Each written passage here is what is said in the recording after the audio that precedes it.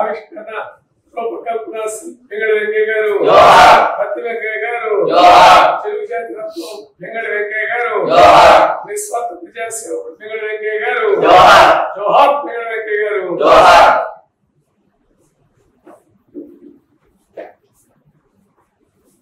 జోహార్ పింగళ వెంకయ్య గారు, జోహార్ పింగళ వెంకయ్య గారు, జోహార్ పింగళ వెంకయ్య గారు.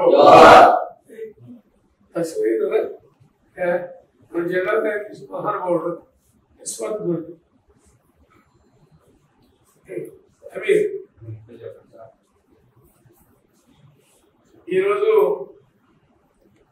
ఆంధ్రప్రదేశ్ కాంగ్రెస్ కమిటీ మరియు విజయవాడ నగర కాంగ్రెస్ కమిటీ సంయుక్త ఆధ్వర్యంలో ప్రముఖ స్వాతంత్ర సమరయోధులు నిస్వార్థ సేవకులు జాతీయ పతాక ఆవిష్కరణకు రూపకల్పన చేసినటువంటి మహనీయుడు. అది కూడా గాంధీ గారి ఆదేశాల ప్రకారం అఖిల భారత కాంగ్రెస్ పార్టీ సమావేశాలు ఇక్కడ జరిగినప్పుడు 1921లో ఆనాడు మన విక్టోరియా జూబ్లీ హాల్ ఏదైతే ఉందో అదే హాల్లో ఆనాడు దేశంలో ప్రముఖులందరూ కూడా వచ్చారు. ఆ సందర్భంలో కొన్ని గంటల వ్యవధిలో గాంధీ గారి ఆదేశాల ప్రకారం ఆ జెండా తీసుకున్న మహనీయుడు. మన ప్రపంచంలో దాదాపు 250-300 దేశాల్లో ఇవాళ మన జెండా ఎగురుతుందని దాని కర్మాంతీయ వెంగళ వెంకయ్య గారు కూడా సందర్భంగా చేస్తూ ఇదే కాకుండా వ్యవసాయ రంగానికి వెళ్ళి సేవ చేశారు. ఆనాడు ఇతర దేశాలు వెళ్ళి ఆ ఉద్యోగం రావడం మూలంగా పత్తి వెంకయ్య కూడా ఆనాడు పెరిగిన ఉండడాలు ఆనాడు ఆ బట్టలు చాలా తక్కువగా ఉండే ముడి పరిశ్రమలు అభివృద్ధి అందరూ బట్టలు వేసుకున్నారు. గొప్ప ఆలోచన వెంకయ్య గారు ఆయన కృషి చేసినటువంటి మహనీయుడు. అన్నిటికి మించి ఆయన తెలుగు జాతి గుర్తుపెట్ట. అందులో ఇంకా మించిన విషయం ఏంటంటే మన కృష్ణా జిల్లా బట్ల పెరుగులో జన్మించినటువంటి జాతిరత్నం ఇక్కడ వెంకయ్య గారు కూడా సందర్భం మనం చేసుకుంటూ ఆయనకి మహానుభావుడు ధన్యవాదాలు అర్పిస్తూ ఆయన ఆశయాల కోసం ఆయన అడుగు జాడలో మనందరూ నడిచినప్పుడు ఆయనకి మనం ఘనమైన నిజమైన నివాళులు కూడా ఈ సందర్భం మనం చేస్తూ పెద్దలు ఏఐసిసి సభ్యులు గురువు గారు వెంకయ్య గారు తెలియని తెలుగు వారు ఉండరు. వెంగళ వెంకయ్య గారు ఉన్న దేశభక్తి, ఈ దేశాన్ని అభివృద్ధి చేయాలనే ఆకాంక్ష, అలాగే ప్రజల కోసం నిరంతర శ్రమ, ఇంటి ఒకే మనిషి చేయగలదని చెప్పడానికి గొప్ప నిదర్శనం.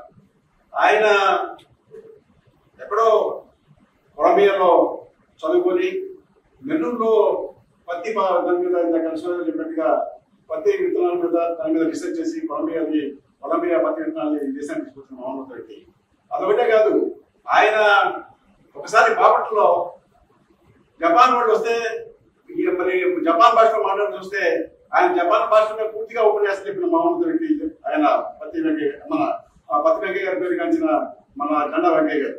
అట్లాగే ఈనాటి కాంగ్రెస్ జెండా, ఇందాక చెప్పినట్లుగా కాంగ్రెస్ జెండా 3 రంగుల జెండాని మరి తెలంగాణ జిల్లాలో ఒక రామాలయం ఇప్పుడు వాళ్ళ చాలా మంది బీజేపీ వాళ్ళు రామాలయాన్ని కట్టి అయోధ్యలో మేమే ఇదంతా చూసాం, మేము మహాభక్తులు చెప్పుకుంటారు. కానీ కాంగ్రెస్ పార్టీ జెండా పుట్టింది రామాలయంలో. మన వెంకయ్య గారు జెండా వెంకయ్య గారు రామాలయంలో జెండా తయారు చేసి 1927 సంవత్సరం మార్చి 31 తారీఖున ఏప్రిల్ 1 తారీఖున విజయవాడ వచ్చి విజయవాడలో మహాత్మా గాంధీ గారి చేత దాన్ని అభివృద్ధి చేస్తున్నారు. అనేక విషయాల్లో ఈయన యుద్ధంలో పాల్గొన్నాడు. సౌత్ ఆఫ్రికా వెళ్ళి మహాత్మా గాంధీ కలిశారు, 2వ ప్రపంచ యుద్ధంలో పాల్గొన్నారు, కొలంబియాలో డాక్టరేట్ చేశారు, పత్తి వెంకయ్య గారు పేరు తెచ్చుకున్నారు. అట్లాగే మీకు డైమండ్ వెంకయ్య గారు ఉంది. భూమి గర్భంలో మరి ఇవి డైమండ్స్ ఉంటాయనే విషయాన్ని మొదటిసారిగా నెల్లూరు జిల్లాలో దొరుకుతాయనే విషయాన్ని ఆయన పరిశోధన చేసి దాదాపు 20 సంవత్సరాల పాటు ఆ పరిశోధనలో జియోలాజికల్ డిపార్ట్మెంట్ లో కూడా ఉద్యోగం చేశారు. ఈయన పత్తి వెంకయ్య మన జెండా వెంకయ్య గారు భారత ప్రభుత్వానికి సలహాదారుడుగా జియోలాజికల్ డిపార్ట్మెంట్ లో 1960 చనిపోయే ముందు దాకా పనిచేశారు. అలాంటి మహోన్నత వ్యక్తి. వారిని స్మరించుకోవడం, వారు పూర్వీకులు మహారాష్ట్ర నుంచి ఆంధ్రప్రదేశ్ వచ్చారు, అంటే తాత ముత్తాతల నుంచి ముందు. ఆ తర్వాత చల్లపల్లి వాళ్ళ జగదారి కాలంలో వాళ్ళ పూర్వీకులు పనిచేయడం, అట్లాగే ఈయన పట్టణంలో జన్మించడం మన తెలుగు జాతికి గర్వకారణం. ఈ జెండా ఇవాళ 3 రంగుల జెండా. ఆయన 1916లో నాగ్పూర్లో, 1919లో ప్రతి 3 సంవత్సరాలు ఒకసారి ఏసీ సమావేశాలు ఉంటాయి. జలంధర్లో సమావేశాల్లో ఆయన జెండా ఇస్తే అప్పుడు రెండు రంగులే ఉన్నాయి. మహాత్మా గాంధీ గారిని పిలిచి ఇది 3వ రంగు కూడా తయారు చేయని చెప్తే వైట్ ని యాడ్ చేసి దాన్ని విజయవాడలో దాన్ని ఆమోదింపు తీసుకున్నారు. అట్లాగే మన కాన్స్టిట్యూషనల్ కమిటీలో జెండాని భారతదేశం యొక్క ప్రతిరూపంగా నిల్చోబెట్టాలనుకున్నప్పుడు అంబేద్కర్ గారు సూచన చేశారు, ఇందులో ఉన్న రాట్నాన్ని తీసేసి మరి చక్రం పెడితే బాగుంటుందని. అప్పుడే అది జాతీయ జెండాగా రూపొందుతుంది. అప్పటిదాకా కాంగ్రెస్ పార్టీ అంటే జాతి అంటే కాంగ్రెస్ పార్టీ కాబట్టి అది కాంగ్రెస్ పార్టీ జెండా తయారు చేశారు. ఆయన జాతీయ జెండా తయారు చేశారని చెప్పడానికి 1947 ముందు అది కాంగ్రెస్ పార్టీ జెండానే, 1947 తర్వాత భారత జాతీయ జెండాగా రూపొందించింది అని మహోన్నత వ్యక్తి శ్రీ వెంకయ్య గారు. వారికి మనం వారి చరిత్ర తెలుసుకోవడం.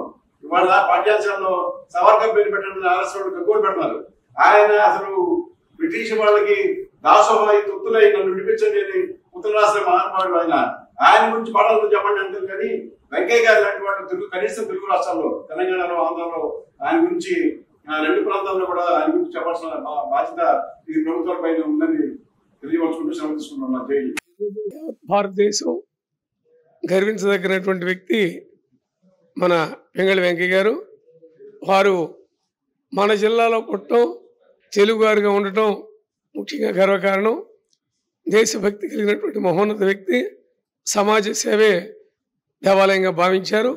అలాగే రైతు సంక్షేమమే ఈ దేశానికి సంక్షేమాన్ని ఆలోచన చేసినటువంటి మహనీయుడు, రాజనీతిజ్ఞుడు పింగళి వెంకయ్య గారు.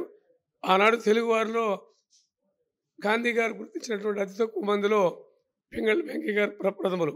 వెంకయ్య గారు అని సంబోధించేటటువంటి చనువు ఉన్నటువంటి వ్యక్తి మన తెలుగువారు కావడం కూడా గర్వకారణం మనం చేస్తూ, ఆయన చూపించిన మార్గం, ఆయన శాంతియుత మార్గం, అలాగే వారు చూపించిన క్రమశిక్షణ అన్నీ కూడా తూచా తప్పకుండా కాంగ్రెస్ పార్టీ అమలు చేస్తుందని ఇందాక గురునాథన్ గారు మాట్లాడుతూ చెప్పారు.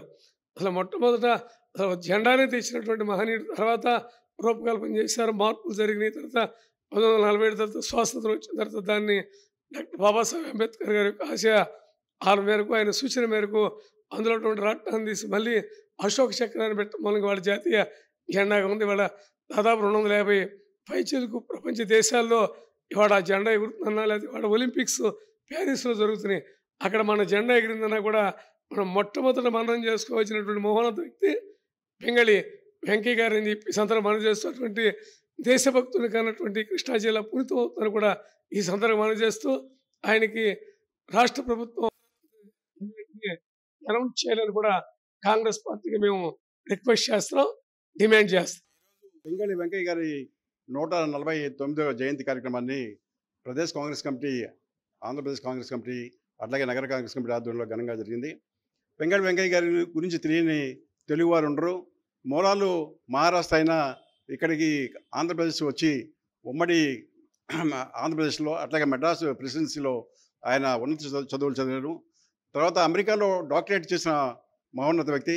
అట్లాగే తెలంగాణలో ములుగు తాలూకాలో పత్తి విత్తనాల గురించి ఆనాటి రాజా దగ్గర పనిచేసి, అట్లాగే పత్తి విత్తనాలతో పాటు జాతీయ జెండా రూపకల్పన కూడా అక్కడే ప్రారంభించారు. తెలంగాణలో ఒక రామాలయంలోనే ప్రభు దేవుడి ఆశీస్సులతోటి ఆ జెండాను తీసుకొచ్చి ఇక్కడ మహాత్మా గాంధీకి 1921 సంవత్సరంలో మార్చి 31 అట్లాగే ఏప్రిల్ 1 తారీఖున చూపించి దాన్ని ఆమోదం పొందారు. అంతకంటే ముందు జలంధర్లో అట్లాగే నాగపూర్లో జరిగిన ఏఐసీసీ సమావేశాలకి 2 రంగులతో మాత్రం కూడిన జెండాని ఎగరవేశారు మహాత్మా గాంధీ గారి సమక్షంలో. అలాంటి మహోన్నత వ్యక్తి. అట్లాగే సౌత్ ఆఫ్రికాలో 2వ ప్రపంచ యుద్ధంలో పాల్గొన్నాడు.